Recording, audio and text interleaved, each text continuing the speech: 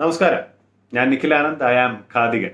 ഇഷ്ടചരിത്രത്തിന്റെ പുതിയ എപ്പിസോഡിലേക്ക് എല്ലാവർക്കും സ്വാഗതം. കഴിഞ്ഞ എപ്പിസോഡിൽ നമ്മൾ പറഞ്ഞു തുടങ്ങിയത് ഇസ്രായേൽ പാലസ്തീൻ കോൺഫ്ലിക്റ്റ് എന്ന ചാപ്റ്ററാണ്. ആ ചാപ്റ്ററിന്റെ ആദ്യ ഭാഗമായിരുന്നു, പാർട്ട് 1 ആയിരുന്നു കഴിഞ്ഞ എപ്പിസോഡ്. അപ്പൊ നമുക്ക് പാർട്ട് 1 പെട്ടെന്നൊന്ന് റീവൈൻഡ് ചെയ്ത് പോയിട്ട് വരാം.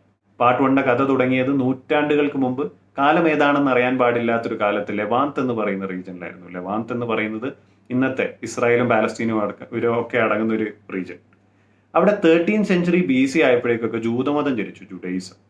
തുടർന്ന് ആ നാട് ജൂതമത വിശ്വാസികളുടെ ഒരു നാടായി മാറി. തുടർന്നുള്ള 1300-1400 വർഷങ്ങളോളം ജൂതമത വിശ്വാസികൾ അവിടെ ജീവിച്ചു. പിന്നെ റോമൻ എംപയറിന്റെ കാലത്ത് ഒരു 1st സെഞ്ചുറി AD ഒക്കെ ആയപ്പോഴേക്കും ഈ ജൂതമത വിശ്വാസികളും റോമൻ എംപയറും തമ്മിൽ നിരന്തരമായി യുദ്ധങ്ങളിൽ ഏർപ്പെടാൻ തുടങ്ങി. അങ്ങനെ ആ യുദ്ധങ്ങൾക്കൊക്കെ ഒടുവിൽ റോമൻ എംപയറിനോട് തോറ്റ് ആ നാട്ടിലുള്ള ജൂതമത വിശ്വാസികളിൽ ഭൂരിഭാഗം വരുന്നവരും ലോകത്തിന്റെ പല ഭാഗത്തേക്ക് പലായനം ചെയ്തു പോയി. റോമൻ എംപയറിന്റെ കീഴിലാണ് ആ നാടിന് പാലസ്തീൻ എന്ന പേര് ലഭിക്കുന്നത്. റോമൻ എംപയർ പിന്നീട് ക്രിസ്ത്യാനിറ്റി അവരുടെ മതമായി സ്വീകരിച്ചപ്പോൾ ക്രിസ്ത്യാനിറ്റിയുടെയും ഉറവിടമായിട്ടുള്ള ആ പാലസ്തീൻ എന്ന നാട് ക്രിസ്ത്യൻ മതവിശ്വാസികളുടെ ഒരു നാടായി മാറി.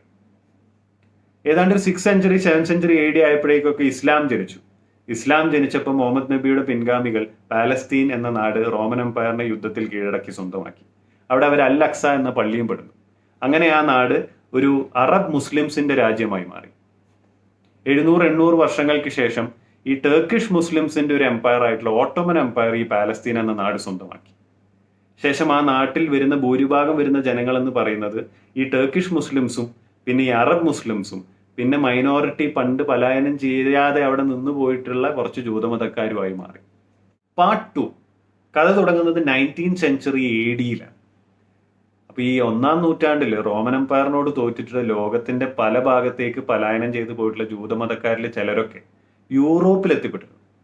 ആ യൂറോപ്പിൽ എത്തിപ്പെട്ടവരുടെ പിൻഗാമികളിൽ ചിലർ ഈ 19ാം നൂറ്റാണ്ടിൽ ഒരു 1880s ഒക്കെ ആയപ്പോഴേക്കും അതിൽ വരുന്ന ഈ ജൂതമതക്കാരിൽ അവിടെയുള്ള ജൂതമതക്കാരിലെ ചില റിച്ച് എലൈറ്റ് ക്ലാസ് പെടുന്നവർ ഒരു പുതിയ നാഷണലിസ്റ്റ് മൂവ്മെന്റുമായിട്ട് മുന്നോട്ട് വന്നു, സയോണിസം. ഈ മൂവ്മെന്റുമായിട്ട് മുന്നോട്ട് വരുന്ന ആദ്യത്തെ ആൾ എന്ന് പറയുന്നത് തിയോഡർ ഹെർസൽ എന്ന് പറയുന്ന ഒരു ജൂതമതക്കാരനാണ്. ഈ മൂവ്മെന്റിലൂടെ ഇവര് മുന്നോട്ട് വെച്ച ആവശ്യം എന്ന് പറയുന്നത് അവർക്ക് സ്വന്തമായിട്ട്, ഈ ജൂതമതക്കാർക്ക് സ്വന്തമായിട്ട് ഒരു ഇൻഡിപെൻഡന്റ് രാജ്യം വേണം. ഇങ്ങനെ ഒരു മൂവ്മെന്റ് ഉണ്ടാവാൻ തന്നെ കാരണം ഈ യൂറോപ്പിൽ ഈ ജൂതമതക്കാർക്ക് ആ സമയങ്ങളിൽ ഭയങ്കരമായിട്ടുള്ള എതിർപ്പുകളും പ്രശ്നങ്ങളും ഒക്കെ നേരിട്ടുകൊണ്ടിരിക്കുന്ന ഒരു സിറ്റുവേഷൻ ഉള്ളതുകൊണ്ടാണ്. സയോണിസം എന്ന വാക്ക് ജനിക്കുന്നത് പോലും ജെറുസലേമിലെ സയോൺ മലയിൽ നിന്നാണ്. സയോൺ എന്നൊരു മലയുണ്ട് ജെറുസലേമിൽ. ആ മലയുടെ പേരിൽ നിന്നാണ് സയോണിസം എന്ന വാക്കും ജനിക്കുന്നത്. ഈ നാഷണലിസ്റ്റ് മൂവ്മെന്റുമായിട്ട് സയോണിസവുമായിട്ട് ഇവർ മുന്നോട്ട് വന്ന സമയത്ത് ഇവർക്ക് ലോകത്തിന്റെ എവിടെയെങ്കിലും ഒരു രാജ്യം മതിയെന്നേ ഉണ്ടായിരുന്നു. 1897 സയോണിസ്റ്റ് നാഷണൽ കോൺഗ്രസ് സ്വിറ്റ്സർലൻഡിൽ ബേസിൽ എന്ന് പറഞ്ഞ സ്ഥലത്ത് നടന്നപ്പോൾ ഈ സയോണിസ്റ്റ് ലീഡേഴ്സ് അവരുടെ ആവശ്യം ലോകത്തിനോട് വിളിച്ചു പറഞ്ഞു. ഇപ്പൊ ലോകത്തിലുള്ള മറ്റ് എംപയേഴ്സ് ഒക്കെ ഇത് കേട്ടു, ഓക്കെ, ഇങ്ങനൊരു ആവശ്യവുമായിട്ട് സയോണിസ്റ്റുകാർ മുന്നോട്ട് വന്നിട്ടുണ്ട്. ഈ സയോണിസ്റ്റുകാർ വലിയ ഇഷ്ടമുള്ള ഒരു എംപയർ ആയിരുന്നു ആ സമയത്ത് ബ്രിട്ടീഷ് എംപയർ. ബ്രിട്ടീഷ് എംപയർ എന്ന് പറയുന്ന ലോകത്തിലെ ആ സമയത്ത് അല്ലെങ്കിൽ ഇന്ന് വരെയുള്ള സാമ്രാജ്യങ്ങളിൽ ഏറ്റവും വലിയ ശക്തമായ സാമ്രാജ്യങ്ങളിൽ ഒന്നാണ്. അന്ന് ബ്രിട്ടീഷ് എംപയറിന്റെ പീക്ക് ടൈമാണ്. അപ്പൊ ബ്രിട്ടീഷ് എംപയർ പറഞ്ഞു, ഞങ്ങൾക്ക് ഉഗാണ്ട ഞങ്ങളുടെ കയ്യിലിരിപ്പുണ്ട്. സയോണിസ്റ്റ് ലീഡേഴ്സിനോട് പറഞ്ഞു, ഞങ്ങൾക്ക് ഉഗാണ്ട ഞങ്ങളുടെ കയ്യിലിരിപ്പുണ്ട്, ഞങ്ങൾ ഉഗാണ്ടയിലെ കുറച്ച് സ്ഥലം നിങ്ങൾക്ക് തരാം, നിങ്ങൾ അവിടെ ഒരു രാജ്യം പണിതോളൂ. സയോണിസ്റ്റ് ലീഡേഴ്സ് ഒക്കെ പരസ്പരം ഇരുന്ന് ആലോചിച്ചു, നമുക്ക് ഉഗാണ്ടയിൽ കിട്ടിയാൽ നമുക്കൊരു രാജ്യം പണിയണം. ഡിസ്കഷനൊടുവിൽ അവരവരുടെ തീരുമാനം ബ്രിട്ടീഷ് എംപയറിനോട് പറഞ്ഞു. സയോണിസ്റ്റ് ലീഡേഴ്സ് പറഞ്ഞു, ഞങ്ങൾക്ക് ഉഗാണ്ടയിൽ സ്ഥലം വേണ്ട, ഞങ്ങൾക്ക് ഞങ്ങളുടെ ഹീബ്രു ബൈബിൾ, തനക് എന്ന ഹീബ്രു ബൈബിൾ പ്രകാരം ദൈവം ഞങ്ങൾക്ക് തന്ന മണ്ണ് എന്ന് പറയുന്നത് അന്നത്തെ പാലസ്തീനാണ്. ആ പാലസ്തീനിൽ തന്നെ ഈ ജൂതമതക്കാർക്ക് സ്വന്തമായിട്ട്, ഈ സയോണിസ്റ്റ് ആയിട്ടുള്ള ജൂതമതക്കാർക്ക് സ്വന്തമായിട്ടൊരു രാജ്യം വേണം. ഇപ്പൊ ബ്രിട്ടീഷ് എംപയർ ഈ ആവശ്യം കേട്ടപ്പോൾ പറഞ്ഞു, അതെന്തായാലും എന്നെ കൊണ്ട് ഇപ്പൊ തരാൻ പറ്റുന്നതല്ല, കാരണം ഇതുവരെ ഞാൻ ആ നാട് സ്വന്തമാക്കിയിട്ടില്ല. പാലസ്തീൻ എന്ന നാട് ഇരിക്കുന്നത് അപ്പോഴും ഓട്ടോമൻ എംപയറിന്റെ കയ്യിലാണ്. 19th സെഞ്ചുറി 20th സെഞ്ചുറി ആ കാലഘട്ടമാണ്. അപ്പോൾ ഓട്ടോമൻ എംപയറും ഈ 20th സെഞ്ചുറിയുടെ തുടക്കത്തോടെയൊക്കെ ഡിക്ലൈനിങ് സ്റ്റേജിലാണ്, അവരും ഇല്ലാതായിക്കൊണ്ടിരിക്കുന്ന ഒരു സമയമാണ്. അപ്പൊ അവിടെയും പുതിയൊരു നാഷണലിസ്റ്റ് മൂവ്മെന്റ് പൊട്ടിപ്പുറപ്പെട്ടു. അവിടുത്തെ ചെറുപ്പക്കാരായ ടർക്കിഷുകാരായിട്ടുള്ള ചെറുപ്പക്കാര് യങ് ടർക്സ് റെവല്യൂഷൻ എന്ന് പറയുന്ന ഒരു മൂവ്മെന്റുമായിട്ട് 1908 അവരുടെ ലാംഗ്വേജും ടർക്കി ലാംഗ്വേജും ടർക്കിഷ് കൾച്ചറൊക്കെ മുന്നോട്ട് വെച്ച് ഒരു രാജ്യം വേണം, ഒരു കോൺസ്റ്റിറ്റ്യൂഷൻ വേണം എന്ന് പറഞ്ഞ് മുന്നോട്ട് വന്നു. അപ്പൊ ആ നാട്ടിൽ ഓട്ടോമൻ എംപയറിൽ ആ സമയത്തുള്ള മെജോറിറ്റി എന്ന് പറയുന്നത് ടർക്കിഷ് മുസ്ലിംസും അറബ് മുസ്ലിംസുമാണ്. അപ്പോൾ ഈ ടർക്കിഷ് മുസ്ലിംസും അവരുടെ ലാംഗ്വേജും അവരുടെ കോൺസ്റ്റിറ്റ്യൂഷനൊക്കെ അല്ലെങ്കിൽ അവരുടെ കൾച്ചറും മുന്നോട്ട് വന്നപ്പോൾ അത് അവിടുത്തെ അറബ് മുസ്ലിംസിനെ അടിച്ചേൽപ്പിക്കാൻ തുടങ്ങിയപ്പോൾ അറബായിട്ടുള്ള അറബ് മുസ്ലിംസിന് അത് ഇഷ്ടമായില്ല. അവിടെ പരസ്പരം ഈ ടർക്കിഷ് മുസ്ലിംസും അറബ് മുസ്ലിംസും തമ്മിൽ പ്രശ്നങ്ങൾ വരാൻ തുടങ്ങി, വർദ്ധിക്കാൻ തുടങ്ങി. ഒടുവിൽ അറബ് മുസ്ലിംസിന്റെ ഉള്ളിൽ ഒരു ചിന്ത വന്നു, ഞങ്ങൾക്കും സ്വന്തമായിട്ടൊരു രാജ്യം വേണം. 1914 വേൾഡ് വാർ 1 പൊട്ടിപ്പുറപ്പെട്ടപ്പോൾ, വേൾഡ് വാർ 1 ഒന്നാം ലോക മഹായുദ്ധം തുടങ്ങുന്നത് തന്നെ ശരിക്കും ഓസ്ട്രിയ ഹംഗറി എന്ന് പറയുന്ന ഒരു എംപയറും സെർബിയയും തമ്മിലുള്ള പ്രശ്നങ്ങളിൽ നിന്നാണ്. ഈ പ്രശ്നങ്ങളിൽ 2 സൈഡ് ചേർന്ന രാജ്യങ്ങളാണ് മറ്റുള്ളതൊക്കെ. ഓസ്ട്രിയ ഹംഗറിയുടെ കൂടെ ചേർന്നു ജർമ്മനിയും ബൾഗേരിയയും ഇറ്റലിയും, പിന്നെ ജർമ്മനിയെ സപ്പോർട്ട് ചെയ്ത് ഈ ഓട്ടോമൻ എംപയറും. സെർബിയയുടെ കൂടെ നിന്നു ബ്രിട്ടനും ഫ്രാൻസും റഷ്യയും. ഇതാണ് പിന്നീട് ഒന്നാം ലോക മഹായുദ്ധമായിട്ട് മാറുന്നത്. യുദ്ധം തുടങ്ങിയത് 1914 1914 യുദ്ധം തുടങ്ങുമ്പോൾ ബ്രിട്ടനും ഫ്രാൻസും ഒക്കെ വിചാരിച്ചത് നമ്മൾ എളുപ്പം ഈ യുദ്ധം ജയിക്കാൻ പറ്റും, നമുക്ക് എളുപ്പം ഈ ഫോഴ്സിനെ കീഴടക്കാൻ പറ്റും. പക്ഷെ ഒരു 3-4 മാസം കഴിഞ്ഞപ്പോൾ ബ്രിട്ടനും ഫ്രാൻസും ഒക്കെ ആകെ ടെൻഷനായി. കാരണം യുദ്ധം മുന്നോട്ട് തന്നെ പോയിക്കൊണ്ടിരിക്കുകയാണ്, ഇത് പെട്ടെന്നൊന്നും അവസാനിക്കാൻ പോകുന്നില്ല. ജർമ്മനിയുടെ ആർമീനെ നമുക്ക് തളച്ചിടാൻ പറ്റുന്നില്ല. ജർമ്മനിയിൽ ഇങ്ങനെ പോയി കഴിഞ്ഞാൽ നമ്മൾ തോറ്റു പോകുമോ എന്നുള്ള പേടി വരെ ബ്രിട്ടനും ഫ്രാൻസിന്റെ ഉള്ളിൽ വന്നു. അതേസമയം ജർമ്മനിയും റഷ്യയും തമ്മിൽ യുദ്ധം മുന്നോട്ട് പോകുന്നില്ല. ആ യുദ്ധം ഒരു ഡെഡ് ലോക്ക് സിറ്റുവേഷനിലെത്തി, അത് നീങ്ങുന്നില്ല. ഈ ബ്രിട്ടനും ഫ്രാൻസിനും ടെൻഷനായി, റഷ്യ ഇനി യുദ്ധത്തിന് പിന്മാറുമോ? അപ്പം എല്ലാം ആദ്യം റഷ്യയെ വിളിച്ചു വരുത്തി ബ്രിട്ടനും ഫ്രാൻസും. എന്നിട്ട് പറഞ്ഞു, നിങ്ങൾ യുദ്ധം ചെയ്തുകൊണ്ടിരിക്കണം, നിങ്ങൾ ഈ യുദ്ധത്തിന് പിന്മാറാനൊന്നും നിൽക്കരുത്. യുദ്ധം ചെയ്തുകൊണ്ടിരുന്നാൽ നമ്മൾ ഈ യുദ്ധം ജയിക്കുമ്പോൾ ഓട്ടോമൻ എംപയറിലെ നിങ്ങൾ കാലങ്ങളായി നോട്ടമിട്ട് വെച്ചിരിക്കുന്ന കോൺസ്റ്റാന്റിനോപ്പിൾ എന്ന് പറയുന്ന സ്ഥലവും പിന്നെ അർമേനിയയുടെ ചില ഭാഗങ്ങളൊക്കെ നിങ്ങൾക്ക് ഞങ്ങൾ തരാം. റഷ്യ പറഞ്ഞു, ഇങ്ങനെ ഒരു സ്ഥലവും കാര്യങ്ങളൊക്കെ കിട്ടുകയാണെങ്കിൽ ഞങ്ങൾ എന്തായാലും യുദ്ധമായിട്ട് മുന്നോട്ട് പോകും, നിങ്ങൾ പേടിക്കണ, ഞങ്ങൾ കൂടെ തന്നെ ഉണ്ട്. റഷ്യ ഉറപ്പ് കൊടുത്തു. അടുത്തത് ഇവർ എയിം ചെയ്തത് ജർമ്മനിയെ സപ്പോർട്ട് ചെയ്ത് നിൽക്കുന്നത് ഇറ്റലിയാണ്. ഇറ്റാലിയൻ ഭരണകൂടത്തോട് രഹസ്യമായിട്ട് ചെന്നിട്ട് ബ്രിട്ടനും ഫ്രാൻസും ചെന്നിട്ട് പറഞ്ഞു, നിങ്ങളുമെല്ലാം ഞങ്ങളുടെ കൂടെ വരണം, നിങ്ങൾ ഞങ്ങളുടെ കൂടെ വന്നിട്ട് നമ്മൾ യുദ്ധം ജയിച്ചു കഴിഞ്ഞാൽ ഓട്ടോമൻ എംപയറിലെ ആനറ്റോളിയ എന്ന് പറയുന്ന ഏരിയ ഞങ്ങൾ നിങ്ങൾക്ക് തരും. ഇറ്റലിയുടെ കണ്ണു മഞ്ഞളിച്ചു. വാഗ്ദാനം കേട്ട് ഇറ്റലിയും പറഞ്ഞു, ഓക്കെ, അങ്ങനെയാണെങ്കിൽ ഞങ്ങളും കൂടെ വരാം. അങ്ങനെ ഇറ്റലി ജർമ്മൻ സൈഡിൽ നിന്നും മറുകണ്ഠം ചാടി ബ്രിട്ടന്റെയും ഫ്രാൻസിന്റെയും കൂടെ കൂടി. അവർ രഹസ്യമായിട്ട് അന്നൊരു അഗ്രിമെന്റും സൈൻ ചെയ്ത് വെച്ചു 1915.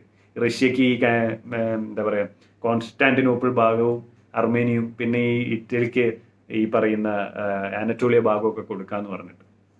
പക്ഷെ ഇതുകൊണ്ടൊന്നും ജർമ്മൻ ഫോഴ്സിനെ തളച്ചിടാൻ പറ്റില്ല.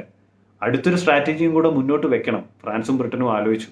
അപ്പോഴാണ് ബ്രിട്ടീഷുകാരൻ്റെ തലയിൽ ഒരു കുരുട്ട് ബുദ്ധി ഉദിക്കുന്നത്. ഈ കുരുട്ട് ബുദ്ധിയൊക്കെ കറക്റ്റായിട്ട് ആദ്യം തലയിൽ ഉദിക്കുക ബ്രിട്ടീഷുകാരൻ്റെ തലയിലാണ്. ബ്രിട്ടീഷുകാരൻ പറഞ്ഞു, നമുക്ക് ഓട്ടോമൻ എംപയറിനെ തകർക്കണം.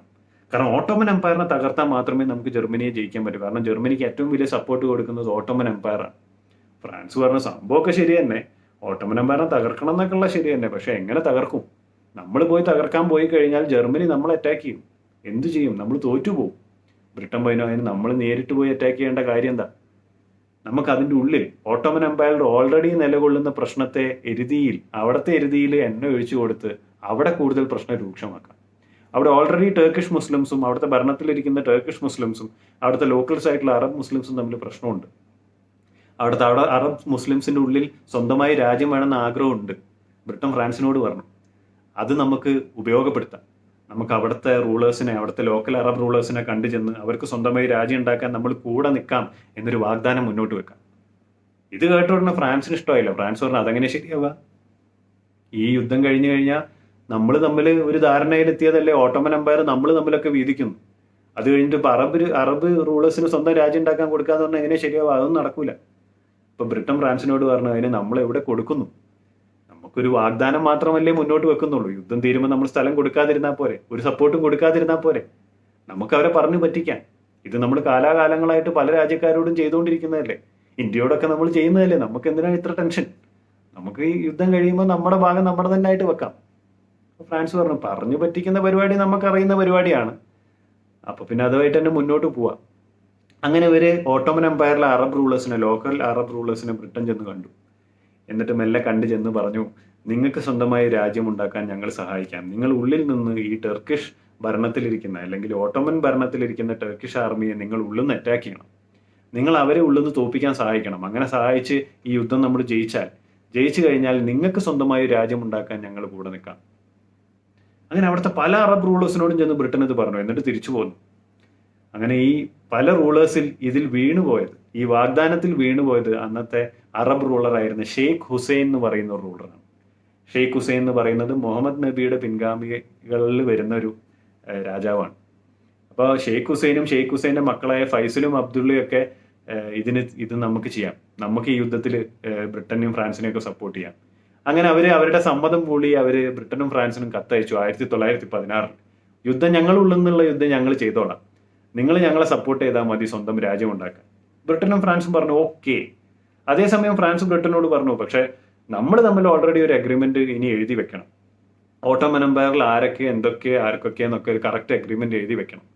അപ്പൊ അന്നത്തെ ബ്രിട്ടന്റെ നയതന്ത്രജ്ഞനായിട്ടുള്ള സൈക്സും ഫ്രഞ്ചിന്റെ നയതന്ത്രജ്ഞനായിട്ടുള്ള പീക്കോവും തമ്മിലൊരു അഗ്രിമെന്റ് അങ്ങനെ സൈൻ ചെയ്ത് വെച്ചു. ഒരു സീക്രട്ട് അഗ്രിമെന്റ് ആണ്, ആരും അറിയാതെ ഈ റഷ്യയും ഇറ്റലിയും ബ്രിട്ടനും ഫ്രാൻസും മാത്രം അറിയുന്ന ഒരു അഗ്രിമെന്റ് അവർ 1916 എഴുതി വെച്ചു, അഗ്രിമെന്റ് ചെയ്തു വെച്ചു. അതാണ് സൈക്സ് പീക്കോ അഗ്രിമെന്റ്. ഈ അഗ്രിമെന്റ് പ്രകാരം ഈ ഒട്ടമൻ എംപയറിന്റെ ലെവാന്ത് എന്ന ഏരിയയെ രണ്ടായി വിഭജിക്കുകയും സെക്ഷൻ എ എന്ന് പറയുന്ന ഒരു നോർത്തേൺ ഏരിയ ഫ്രാൻസിനും സെക്ഷൻ ബി എന്ന് പറയുന്ന ഏരിയ ബ്രിട്ടനും, അതിനു പുറമെ സിറിയയും ലെബനനൊക്കെ വരുന്ന ഭാഗം ഫ്രാൻസിനും, മറിച്ച് ഇറാഖും പാലസ്തീനിലെ ഹൈഫ എന്ന് പറയുന്ന സ്ഥലമൊക്കെ ബ്രിട്ടനുമാക്കിയിട്ട് അവർ വേർതിരിച്ചു വെച്ചു.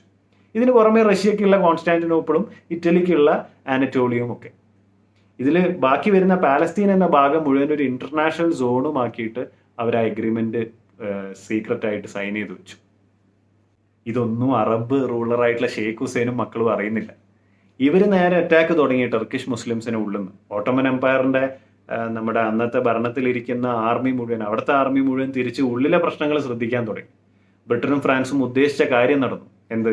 ജർമ്മനിയുടെ കയ്യിൽ നിന്നും ഈ ഓട്ടോമൻ എംപയറിന്റെ സപ്പോർട്ട് കുറഞ്ഞു തുടങ്ങി. കാരണം ഓട്ടോമൻ എംപയർ ഇങ്ങോട്ട് ഉള്ളിലെ പ്രശ്നങ്ങളിൽ ശ്രദ്ധ ചെലുത്താൻ തുടങ്ങി. പക്ഷെ അപ്പോഴും ജർമ്മൻ ഫോഴ്സിനെ ഇവർക്ക് ഇടിച്ച് താഴെയിടാൻ പറ്റുന്നില്ല. അപ്പോൾ ഇവർ അടുത്ത ആലോചന തുടങ്ങി. ഇനി എന്താ അടുത്തൊരു പ്ലാൻ മുന്നോട്ട് വെക്കണം, അല്ലെങ്കിൽ നമ്മൾ ഇനി തോറ്റു പോകും. കാരണം അതേസമയം ജർമ്മനി റഷ്യയെ തോൽപ്പിച്ചു, റഷ്യ യുദ്ധത്തിൽ തോറ്റു. അവിടുത്തെ ജനങ്ങൾ പട്ടിണിയും ദാരിദ്ര്യം കാണാൻ മുന്നോട്ട് പോകാൻ പറ്റാതായപ്പോൾ അവിടുത്തെ ഭരണാധികാരിയെ ആ നാട്ടുകാർ വലിച്ച് താഴെ ഇട്ടു. അപ്പൊ ഇങ്ങനെ ഒരു പ്രശ്നം റഷ്യ ഇനി യുദ്ധത്തിൽ കൂടെയില്ല എന്നുള്ള അവസ്ഥയെ പിന്നെ എന്ത് ചെയ്യും? ബ്രിട്ടനും ഫ്രാൻസും വീണ്ടും ആലോചിച്ചു. ഇങ്ങനെ ഒരു അവസ്ഥയും കൂടെ എത്തിയ സ്ഥിതിക്ക് നമ്മൾ എന്തായാലും തോറ്റു എന്ന് കണക്കൂട്ടുന്നതാണ് നല്ലത് എന്നൊരു അവസ്ഥ വരെ എത്തി. ബ്രിട്ടൻ പറഞ്ഞു ഇല്ല, വേറൊരു പ്ലാൻ ഉണ്ട്. അടുത്ത കുരുട്ടുബുദ്ധി ബ്രിട്ടന്റെ തലയിൽ വെച്ചു.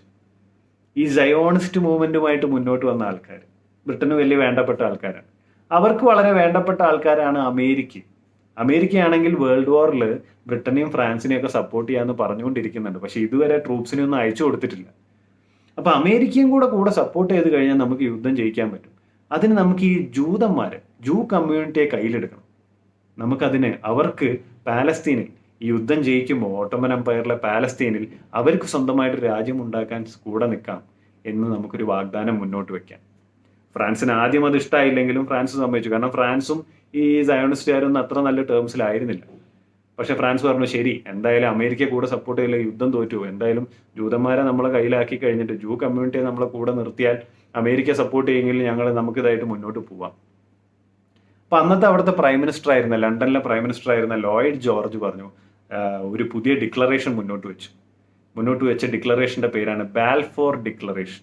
ഈ ഡിക്ലറേഷൻ പ്രകാരം സയോണിസ്റ്റ് ആയിട്ടുള്ള ജൂതമത വിശ്വാസികൾക്ക് സ്വന്തമായിട്ട് പാലസ്തീനിൽ ഒരു രാജ്യം പണിയാം എന്നൊരു അവസ്ഥ അവരൊരു ഡിക്ലറേഷനായിട്ട് എഴുതി വെച്ചു. ഇത് കണ്ടതോടെ അറബ് മുസ്ലിംസിനാകെ ടെൻഷനായി. അവരവിടെ പാലസ്തീനിൽ സ്വന്തമായിട്ട് ഇവർക്കൊരു രാജ്യം കൊടുക്കാന്ന് പറയുന്നുണ്ടല്ലോ. ഷെയ്ഖ് ഹുസൈനൊക്കെ കുറച്ച് ടെൻഷനായി. ഷെയ്ഖ് ഹുസൈൻ ബ്രിട്ടീഷുകാരോട് ചോദിച്ചു. ബ്രിട്ടീഷുകാർ പറഞ്ഞു അതിനെന്താ, അവർക്ക് വേറെ രാജ്യം കൊടുക്കണ്ടേ, നിങ്ങൾക്ക് ഞങ്ങൾ വേറെ രാജ്യം എന്തായാലും നിങ്ങൾക്ക് പണിയാനുള്ള ഞങ്ങൾ വാഗ്ദാനം തന്നിട്ടുള്ളതല്ലേ, നിങ്ങൾ ധൈര്യമായിട്ട് ഇരിക്കും, നിങ്ങൾക്കും സ്വന്തമായിട്ട് രാജ്യം ഉണ്ടാവും. ഷെയ്ഖ് ഹുസൈനും മക്കളും ഒക്കെ അത് വിശ്വസിച്ചു. 1917 ബാൽഫോർ ഡിക്ലറേഷൻ വന്നപ്പോൾ ഈ ജൂതമത വിശ്വാസികളായിട്ടുള്ള ഈ സയനിസ്റ്റുകൾ ആഗ്രഹിച്ചിരുന്ന പോലെ അവർക്ക് പാലസ്തീനിൽ സ്വന്തമായിട്ടൊരു രാജ്യം ഉണ്ടാക്കാൻ സാധിക്കുമെന്ന സാധ്യത തുറന്നു കിട്ടിയപ്പോൾ ഈ ബ്രിട്ടനും ഫ്രാൻസും ഉദ്ദേശിച്ച ആദ്യത്തെ കാര്യം നടന്നു. അമേരിക്കൻ സപ്പോർട്ട് യുദ്ധത്തിന് കിട്ടി. അവരവരുടെ ട്രൂപ്സിനെയൊക്കെ അയച്ചു തുടങ്ങി. പക്ഷെ വിത്തിൻ മന്ത്സ് റഷ്യയിൽ പുതിയൊരു മന്ത്രിസഭ രൂപം കൊണ്ടു. ഈ ബോൾഷെവിക് പാർട്ടി എന്ന കമ്മ്യൂണിസ്റ്റ് പാർട്ടിയുടെ ഒരു മന്ത്രിസഭ. ബ്രിട്ടനും ഫ്രാൻസും അപ്പോഴും വിചാരിച്ചിരുന്നത് ഈ ബോൾഷെവിക് പാർട്ടിയുടെ തലപ്പത്തിരിക്കുന്ന 20ഓളം പേര് അവിടെ ജൂതമതക്കാരായിരുന്നു. അപ്പൊ ആ ജ്യൂസ് ആയതുകൊണ്ട് തന്നെ ഈ ബാൽഫോർ ഡിക്ലറേഷൻ കാണുമ്പോൾ ജൂതമതക്കാർക്ക് സ്വന്തമായി രാജ്യം കൊടുക്കാൻ ബ്രിട്ടൻ കൂടെ നിൽക്കുന്നൊക്കെ കാണുമ്പോൾ അവര് വീണ്ടും റഷ്യയെ യുദ്ധത്തിലിറക്കി ഇവരെ സപ്പോർട്ട് ചെയ്യുന്നതാണ് ബ്രിട്ടനും ഫ്രാൻസും ഒക്കെ വിചാരിച്ചിരുന്നത്. പക്ഷെ അവരുടെ ധാരണ തെറ്റി. ഈ ബോൾഷെവിക് പാർട്ടിയുടെ തലപ്പത്തിരിക്കുന്ന ജൂതമതക്കാരൊക്കെ കമ്മ്യൂണിസ്റ്റുകാരായിരുന്നു, അവർ ഇന്റർനാഷണലിസ്റ്റുകളായിരുന്നു, അവർ ആന്റി സയനിസ്റ്റുകളായിരുന്നു. എന്ന് പറഞ്ഞാൽ ഈ സയനിസ്റ്റ് മൂവ്മെന്റിനെതിരെയുള്ളവർ, അവർ ഈ ജൂതമതക്കാർക്ക് സ്വന്തമായ ഒരു സ്റ്റേറ്റ് വേണമെന്നൊന്നും ആഗ്രഹം മുന്നോട്ട് വയ്ക്കുന്ന ആൾക്കാരായിരുന്നില്ല. അപ്പൊ അവർക്ക് ഈ കുതന്ത്ര നയം, ഈ ബ്രിട്ടന്റെയും ഫ്രാൻസിന്റെയും ഈ കുതന്ത്ര പരിപാടിയൊന്നും ഇഷ്ടമായില്ല. അവരെന്ത് ചെയ്തു, ഓൾറെഡി ഇവർ ഈ സീക്രട്ട് ആയിട്ട് സൈൻ ചെയ്ത് വെച്ചിട്ടുള്ള എഗ്രിമെന്റ് ഒക്കെ പുറത്തേക്ക് വിട്ടു, ഈ സൈക്സ് പീക്കോ എഗ്രിമെന്റ് ഉൾപ്പെടെ. ഈ സൈക്സ് പീക്കോ എഗ്രിമെന്റ് പുറത്തു വന്നപ്പോൾ അറബ് റൂളേഴ്സ് ആയിട്ടുള്ള ഷെയ്ഖ് ഹുസൈനും ഫൈസലും അബ്ദുള്ളയും ഒക്കെ ആകെ ടെൻഷനായി. കാരണം ഈ സൈക്സ് പീക്കോ എഗ്രിമെന്റ് പ്രകാരം ഓട്ടോമൻ എംപയർ ഫ്രാൻസും ബ്രിട്ടനും തമ്മിൽ വീതിച്ച് വെച്ചിരിക്കുകയാണ്. അപ്പൊ അറബ് റൂളറായ ഹുസൈനും ഫൈസലും ഒക്കെ ചെന്ന് ചോദിച്ചു ബ്രിട്ടീഷുകാരോട്, നിങ്ങൾ എന്ത് പരിപാടിയാണ് കാണിക്കുന്നത്? ഞങ്ങളോട് ഉള്ളുന്ന് യുദ്ധം ചെയ്യാൻ പറഞ്ഞു, നിങ്ങൾ ഞങ്ങൾക്ക് സ്വന്തമായി രാജ്യം ഉണ്ടാക്കാൻ സഹായിക്കാൻ യുദ്ധം കഴിയുമോ എന്ന് പറഞ്ഞിട്ട് നിങ്ങൾ ഓൾറെഡി ഓട്ടോമൻ എംപയർ സ്വന്തമായിട്ട് വീതിക്കാൻ തീരുമാനിച്ചു വെച്ചിരിക്കുകയാണ്. ബ്രിട്ടൻ വീണ്ടും ഹുസൈനോടും ഫൈസലിനോടും പറഞ്ഞു, നിങ്ങൾ പേടിക്കണ്ട, ഞങ്ങളിത് വീതിച്ച് വെച്ചാലും ഈ യുദ്ധം കഴിയുമ്പോൾ നിങ്ങൾക്ക് സ്വന്തമായി ഒരു രാജ്യം ഉണ്ടാക്കാനുള്ള ഏരിയ ഞങ്ങൾ തരും. വീണ്ടും ഹുസൈനും ഫൈസലിനും വിശ്വസിക്കാന്നല്ലാതെ മറ്റൊരു മാർഗം ഉണ്ടായില്ല. അവർ തിരിച്ചുപോയി. ബ്രിട്ടൻ പോകുമ്പോഴും പറഞ്ഞു, ഹുസൈനോടും ഫൈസലിനോടൊക്കെ പറഞ്ഞു, നിങ്ങൾ വീണ്ടും യുദ്ധം ചെയ്യുക, നിങ്ങൾ ആ ഓട്ടോമൻ എംപയറിനെ ഇല്ലാതാക്കാൻ നിൽക്കുക, യുദ്ധം അവസാനിക്കട്ടെ, എല്ലാം ശരിയാവും. അങ്ങനെ അവർ തിരിച്ചുപോയി വീണ്ടും ഈ ഓട്ടോമൻ എംപയറിനെ കൺട്രോൾ ചെയ്യുന്ന ആ ആർമിയെ അറ്റാക്ക് ചെയ്തു തുടങ്ങി. 1918 ആയപ്പോഴേക്കും ഈ ഓട്ടോമൻ എംപയർ ഇല്ലാതായി. ഓട്ടോമൻ എംപയർ ഇല്ലാതാവുന്നതിനോട് ചേർന്ന് തന്നെ അടുത്ത മാസങ്ങളിൽ തന്നെ ഈ യുദ്ധം 1918 നവംബറിൽ വേൾഡ് വാർ 1 അവസാനിച്ചു. അങ്ങനെ ഈ ബ്രിട്ടീഷും ഫ്രാൻസും അടങ്ങുന്ന ആ ഒരു ടീം വേൾഡ് വാർ 1 വിജയിച്ചു. ഈ വാർ വിജയിക്കുക എന്നൊക്കെ പറയുന്നതിന് ഭയങ്കരമായ ഒരു കോൺസ്പിറസി എൻ്റെ ഉള്ളിൽ തന്നെ ഉണ്ട്. യുദ്ധം കഴിഞ്ഞിട്ട് ആര് ജയിച്ചു എന്നൊക്കെ ചോദിച്ചു കഴിഞ്ഞാൽ ആരും ജയിക്കുന്നില്ല എന്നൊരു വിശ്വാസക്കാരനാണ് ഞാൻ. എന്തായാലും യുദ്ധം കഴിഞ്ഞു 1918. 1919 ആകുമ്പോഴേക്കും ഈ ജയിച്ച രാജ്യങ്ങളൊക്കെ തമ്മിൽ പീസ് കോൺഫറൻസ് ആരംഭിച്ചു. ഈ രാജ്യം ആർക്കൊക്കെ ഏതൊക്കെ നാട് കിട്ടും, ഇനി എന്തൊക്കെ സമാധാനത്തിന് എന്തൊക്കെ വേണ്ടി ചെയ്യണം എന്നൊക്കെയുള്ള ചർച്ച തുടങ്ങി. അമേരിക്കയും എത്തി. പക്ഷെ ആ പീസ് കോൺഫറൻസിൽ ഈ പറയുന്ന അറബ് രാജ്യം ഉണ്ടാക്കുന്നതിനെ കുറിച്ചൊരു ധാരണയൊന്നും ഉണ്ടായില്ല. അവിടെ ഉണ്ടായ ധാരണ എന്ന് പറയുന്നത് സൈക്സ് പീക്കോ എഗ്രിമെന്റ് പ്രകാരമുള്ള ധാരണയാണ്. ഓട്ടോമൻ എംപയർ ഫ്രാൻസും ബ്രിട്ടനും തമ്മിൽ വീതിക്കാനുള്ള ധാരണ. അതിനോടൊപ്പം തന്നെ ബാൽഫോർ ഡിക്ലറേഷനും നടപ്പിലാക്കണം എന്നൊരു ധാരണയും ആ പീസ് കോൺഫറൻസിൽ ഉണ്ടായി. എന്ന് പറഞ്ഞാൽ ഈ സയനിസ്റ്റായ ജൂതമത വിശ്വാസികളുടെ ആഗ്രഹപ്രകാരം പാലസ്തീനിൽ സ്വന്തമായ ഒരു രാജ്യം ജൂതമതക്കാർക്ക് ഉണ്ടാക്കണം എന്നൊരു ആവശ്യവും അത് നടപ്പിലാക്കണം എന്നൊരു ധാരണയും അവിടെ ഉണ്ടായി. ചുരുക്കം പറഞ്ഞാൽ സൈക്സ് പീക്കോ എഗ്രിമെന്റ് പ്രകാരമുള്ള വീതിക്കലും നടക്കുമെന്നായി. ഈ പറയുന്ന ബാൽഫോർ ഡിക്ലറേഷൻ പ്രകാരം ഒരു രാജ്യം അവിടെ പിന്നീട് ഉണ്ടാവുമെന്നുമായും. പക്ഷേ അവിടെ ആ കോൺഫറൻസിൽ വന്നിരിക്കുന്ന അറബ് റൂളറായിട്ടുള്ള ഫൈസൽ കാത്തിരുന്ന ആ ഒരു ഡിക്ലറേഷൻ ഉണ്ടായില്ല. ഒരു അറബ് രാജ്യം ഉണ്ടാവും എന്നൊരു വാഗ്ദാനം അവിടെ ഒന്നും ജനിച്ചില്ല. 1920ഓടെയൊക്കെ ഈ പറയുന്ന പാലസ്തീൻ ഏരിയ ഒക്കെ കൺട്രോൾ ചെയ്തിരുന്ന, ജെറുസലേം ഏരിയ ഒക്കെ കൺട്രോൾ ചെയ്തിരുന്ന ബ്രിട്ടനാണ്. ബ്രിട്ടീഷ് കോളനിയായി മാറി പാലസ്തീൻ. മെല്ലെ മെല്ലെ ബ്രിട്ടീഷുകാർ അവിടെ ഈ പറയുന്ന സയനിസ്റ്റുകളും ജൂതമതക്കാരുടെ ഇമിഗ്രേഷൻ തുടങ്ങി. ജൂതമതക്കാരെ അങ്ങനെ കൊണ്ടുവരാൻ തുടങ്ങി. വർഷങ്ങൾ മുന്നോട്ട് പോകുന്തോറും ഈ ഹിറ്റ്ലറിന്റെ കാലമൊക്കെ എത്തിയപ്പോൾ 1930-40 എത്തിയപ്പോഴത്തേക്കും ഹിറ്റ്ലർ ജർമ്മനിയിൽ നിന്ന് ഈ ജൂതമതക്കാരെയൊക്കെ കൊല്ലാൻ തുടങ്ങിയപ്പോൾ അവിടെ നിന്ന് പേടിച്ചോടി വന്ന ഒരുപാട് ജൂതമതക്കാരെ വീണ്ടും ബ്രിട്ടൻ ഈ പറയുന്ന പാലസ്തീനിന്റെ ഭാഗങ്ങളിലേക്ക് കൊണ്ടുവന്നു.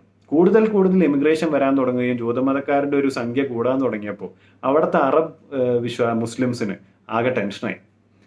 അവർക്കെതിരെ വയലൻസുമായിട്ട് മുന്നോട്ട് വന്നു. അവിടെ അറ്റാക്കൊക്കെ തുടങ്ങി, പരസ്പരം അടി തുടങ്ങി. അപ്പം ബ്രിട്ടീഷുകാർക്ക് ആകെ ടെൻഷനായി. ബ്രിട്ടീഷുകാർക്ക് ഇനി ഇത് ഇങ്ങനെ പോയി കഴിഞ്ഞാൽ അറബ്സും ജൂസും തമ്മിൽ ഭീകര പ്രശ്നമാവുമെന്ന് മനസ്സിലായി. ബ്രിട്ടീഷുകാർ തൽക്കാലം അറബുകളെ സമാധാനിപ്പിക്കാൻ വേണ്ടി പറഞ്ഞു, നിങ്ങൾ തൽക്കാലം ഒന്ന് അടങ്ങി നിൽക്കുക, നമുക്കൊരു കാര്യം ചെയ്യാം, ഇമിഗ്രേഷൻ തൽക്കാലം സ്റ്റോപ്പ് ചെയ്ത് വെക്കാം. അങ്ങനെ ഈ ജൂസിന്റെ ഇമിഗ്രേഷൻ ഈ ബ്രിട്ടീഷുകാർ നിർത്തിവെച്ചപ്പോൾ ജൂത വിശ്വാസികളുടെ ഉള്ളിൽ നിന്നും വയലൻസ് തുടങ്ങി. അവർ പറഞ്ഞു, നിങ്ങളെങ്ങനെ നിർത്തിവെക്കാം, ഞങ്ങൾക്ക് വരണം, ഞങ്ങൾ ആൾക്കാർക്ക് വരാനുണ്ടെന്ന് പറഞ്ഞിട്ട് അവിടെ വീണ്ടും ജൂയിഷ് ടെററിസം തുടങ്ങി. അപ്പൊ ബ്രിട്ടീഷിനാകെ നിക്കക്കള്ളിയില്ലാതെ ആ സമയത്ത് തന്നെ 2ാം ലോക മഹായുദ്ധവും കൂടെ പൊട്ടിപ്പുറപ്പെട്ട് യുദ്ധം കഴിയുമ്പോൾ, സെക്കൻഡ് വേൾഡ് വാറും കൂടെ കഴിയുമ്പോൾ ബ്രിട്ടൻ ഇതെല്ലാം കൂടെ എങ്ങനെയെങ്കിലും തലേന്ന് ഒഴിവാക്കിയാൽ മതി എന്നുള്ളൊരവസ്ഥ.